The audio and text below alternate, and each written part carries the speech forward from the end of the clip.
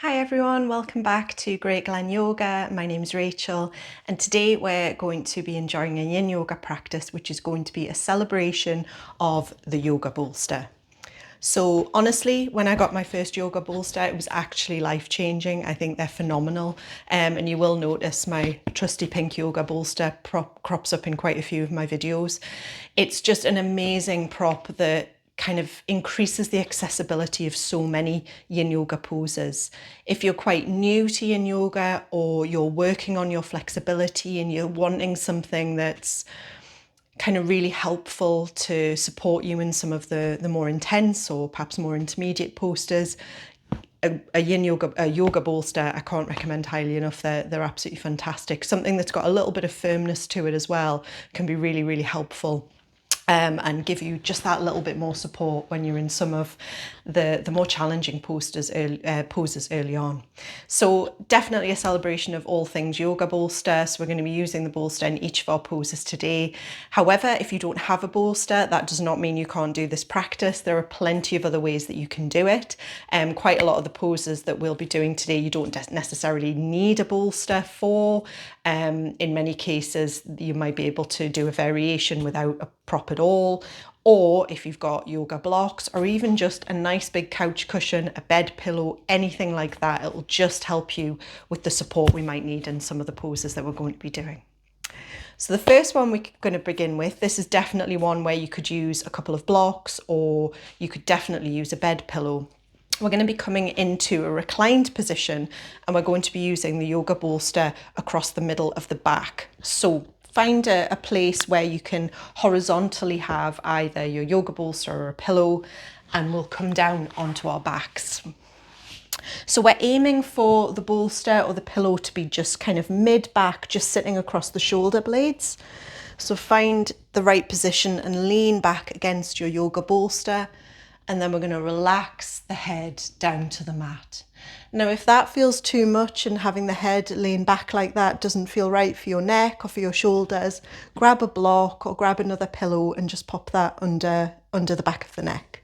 But if it feels okay, just allow the head to rise back and relax there. Legs can either stay with the feet flat on the mat or they can come out long in front of you, whichever works best. And I like to take the arms right out to the sides, almost like a cross. Or you can take the arms up above the head. That actually feels quite nice today, so maybe that's where I'll take my arms. And that'll just give us a bit more sensation into the shoulders, the chest. And if this is hard to breathe at all, if coming into this position with the bolster under the mid-back feels just wrong, then you can move the bolster out of the way and just come down to a lying position and taking the arms overhead. Or as I say, you can pop something under the back of the head, which will just even things out a little bit more. And once you're in a position that feels good, just melt into it.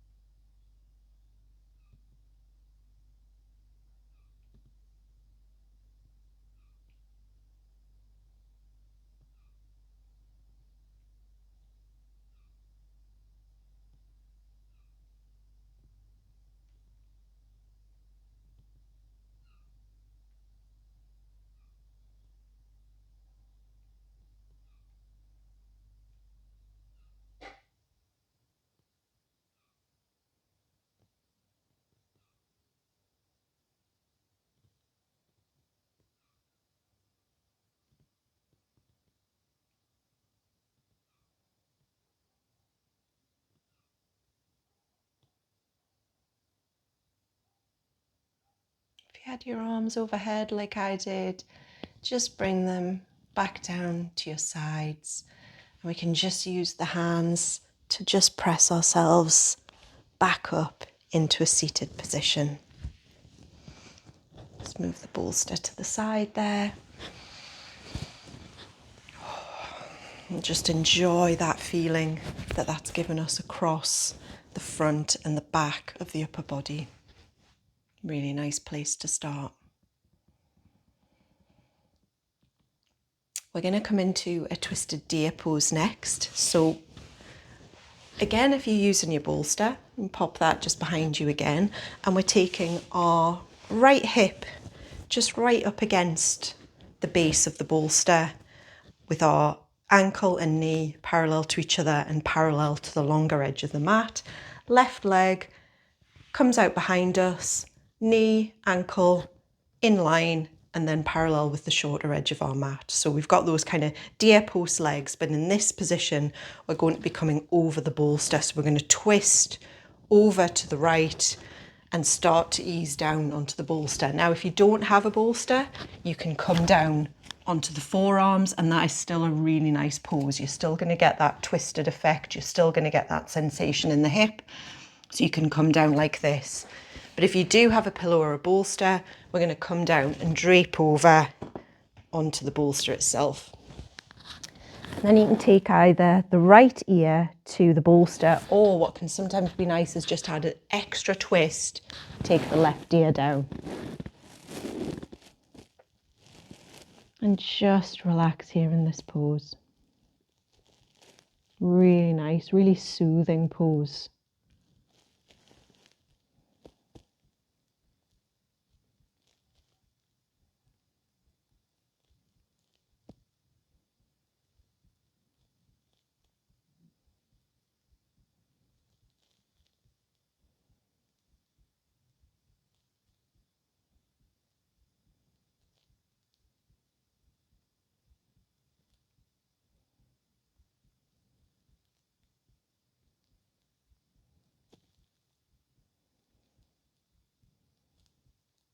This lovely, deep, nourishing breaths.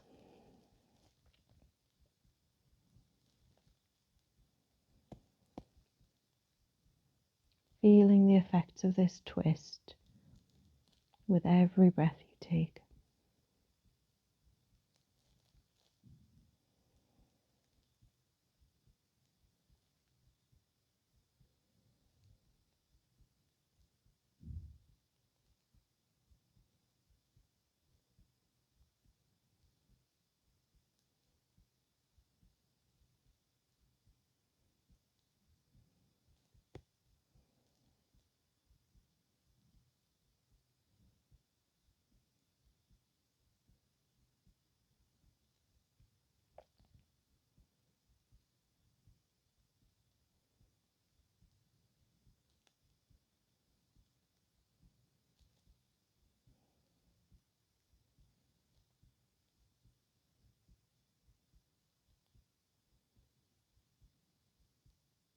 Whichever way you had your head turned, just bring the head back to center.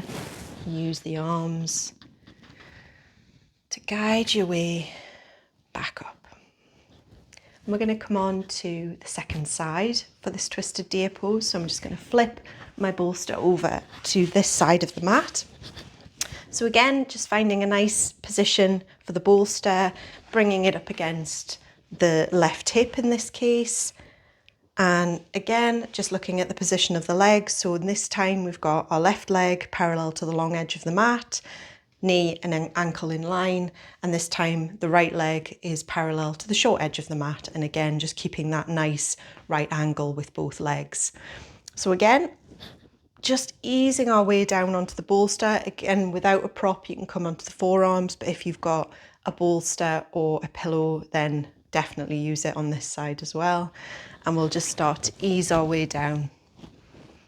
Choosing again which ear to put to the mat. So you could turn the left ear to the mat and you'll still feel that lovely stretch. If you want a little bit more of an upper back twist as well, bringing the right ear to the bolster.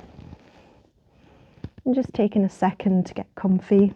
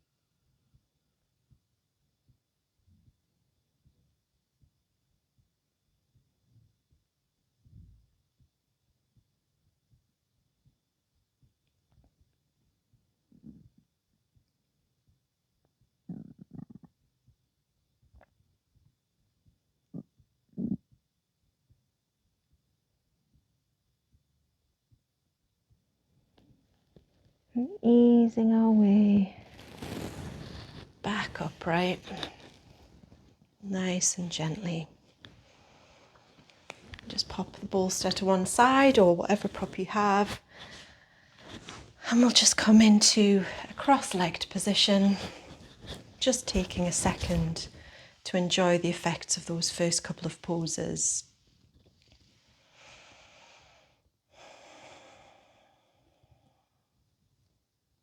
Just rebounding and responding.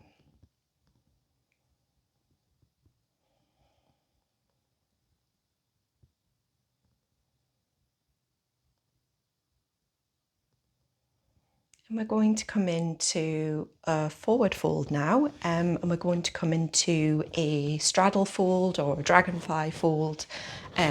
So again, really nice place to use your prop, but also if you don't have a prop, don't worry too much about it. Out of all of the poses we do in this practice, this is definitely one of the ones where if you don't want to use a prop or you don't have a prop, there's no disadvantage there. So we're going to come into a wide-legged position, so as wide as you want to be and are able to be. So the legs might be a little bit closer together, legs might be a little bit wider, the legs might be wider than mine are. Wherever feels good for you, feels good for your hips, feels good for your legs.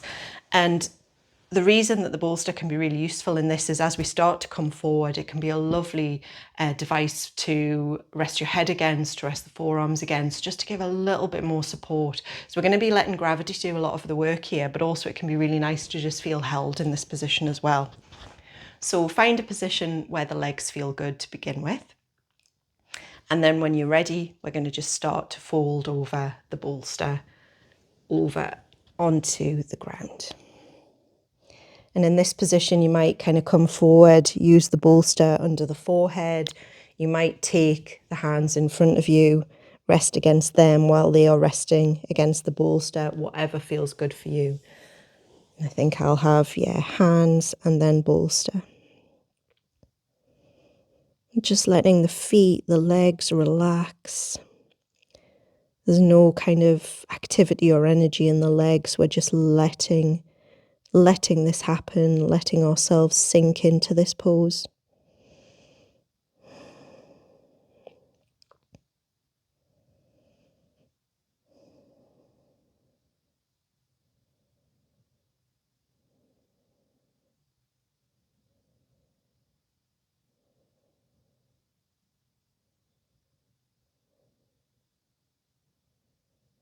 And you'll feel this very much in the hamstring area. So this is targeting all of the fascia, the connective tissues, everything in around the hamstring thigh area of the body. You'll feel it a bit in the hips and also maybe into the spine as well.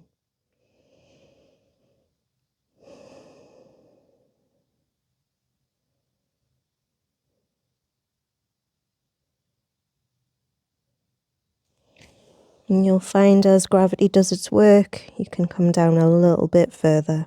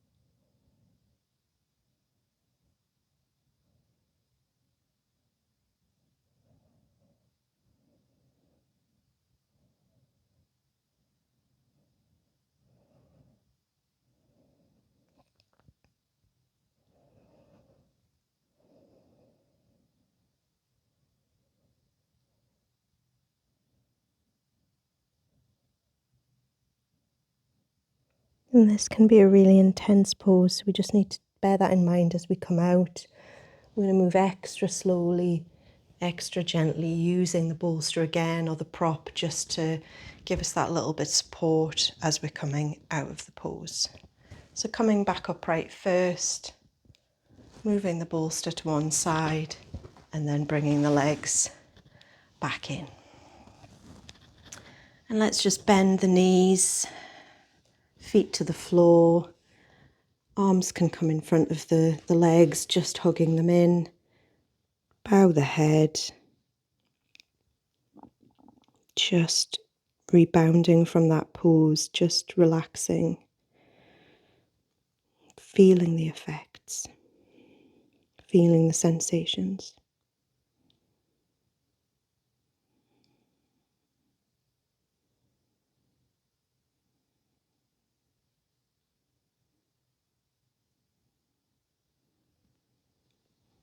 And we'll come into saddle pose now. So again, the bolster comes into play, and this is probably one of my favourite poses to use a bolster with.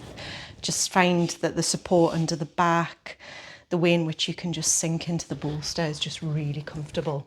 So to get into saddle pose, we're going to come up onto our knees to begin with, and there's a couple of different ways you can come into saddle pose depending on kind of your anatomy, what feels good, what doesn't. Coming into almost a similar position to if we were coming into a wide-legged child's pose, taking the toes to touch together and settling the bum into the cradle of the feet, and then widening the legs and starting to come back from there over the back of the bolster. Or you can widen the legs out, take the shins out to the side, and then you're sitting in between the legs. So the legs are out to the side, toes are facing towards the mat.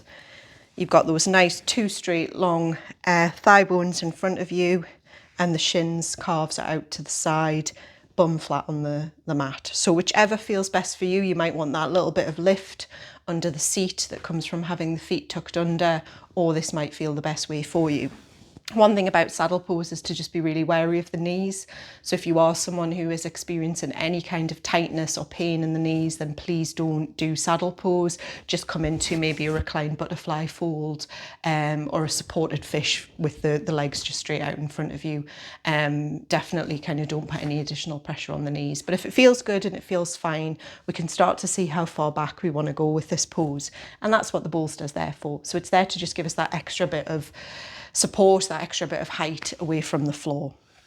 You might be somebody who feels absolutely fine just coming straight back onto your back without any prop underneath you. And if that feels good, please do so. Otherwise, we'll use either a nice big pillow, big cushion, or the bolster in the base of the back. So find the place that looks good for you. We can just sort of lift the hips up, tilt the tailbone under. That'll just give us a bit more space around the back to come back onto the bolster and get our positioning comfortable, just coming back until the head hits the prop. And that just feels so wonderful. Just having that little bit of height from the prop, that little bit of extra support just really makes this pose that bit more accessible, really comfortable, really enjoyable, but you're still getting that real sensation in the quads, a little bit into the knees as well, although not too much sensation there. Hands can come out to the side, palms facing up, and just relax.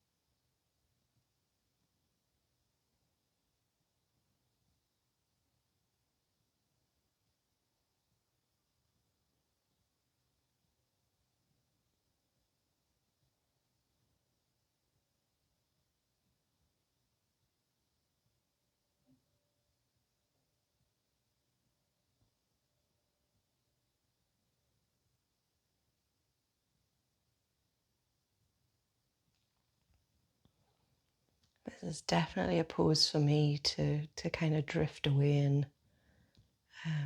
Yeah, very, very relaxing, very nourishing.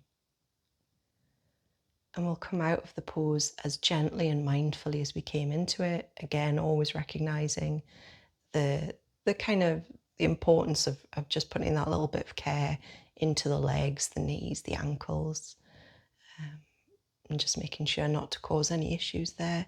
So raising the head up, coming up onto the elbows, kind of using the feet a little bit actually to press into, to work our way up. And then we can lean over to one side, bring one leg out and do the same on the other side. We'll just rest back on the hands here, let the feet relax in front of us, just allowing them to come back to life from that stretch. Just feeling the effects of being in that position for a little while. But it should feel really nice. And we're going to come down onto our backs for the next pose. So popping the bolster again just to the side, we will use it again and just easing our way down onto our backs. And this time we're going to just press into the feet, lift the hips up and slide the bolster under the sacrum. So we're looking to get the bolster under that kind of flat bit of the back, just between kind of the base of the spine and into the hip area. So just right at the base of the back, into this supported bridge position. And this might feel absolutely perfect. This might be exactly what your body is looking for right now after some of the poses that we've already done. Or if you'd like to, you can take the legs out long in front of you. This will just give a little bit more sensation around the hip flexors, top of the thighs. And also if you'd like to work into the upper body as well, you can take the arms up above the head, just increasing the sensation there across the upper back, the chest.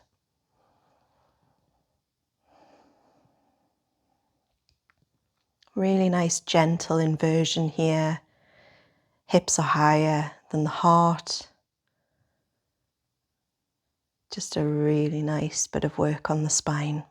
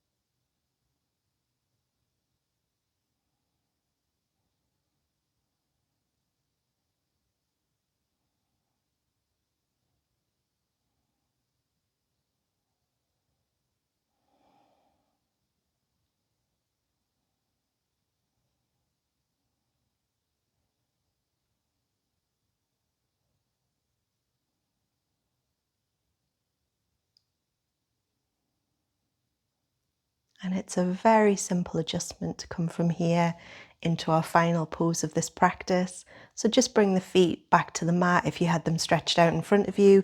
Just reset the bolster, make sure it hasn't moved, still in that same place at the base of the back.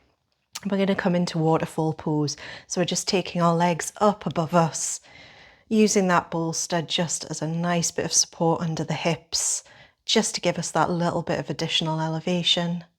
Those of you who have watched a few of my videos will know that I really enjoy this pose, particularly towards the end of a class. It's just wonderful. You know, there's nothing happening. You're just giving total freedom and license for the legs to just be completely weightless. And it's just a really lovely feeling. So enjoy it. and just relax into it. Use a bolster or use a pillow just under the hips as we've been doing, just to give yourself that little bit more of a boost. Arms by the sides, palms facing up, just relaxed. No activity, no engagement.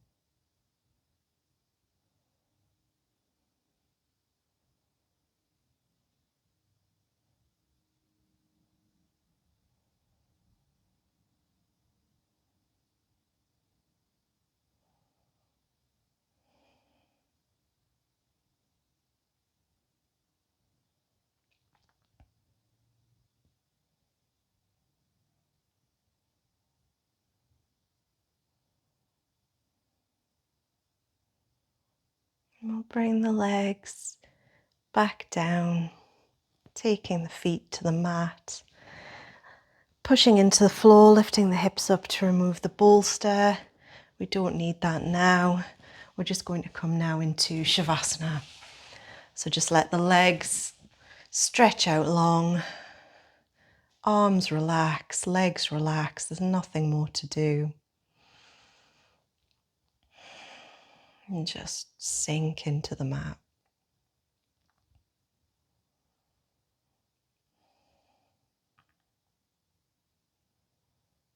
Thank you so much for joining me today for this celebration of the yoga bolster.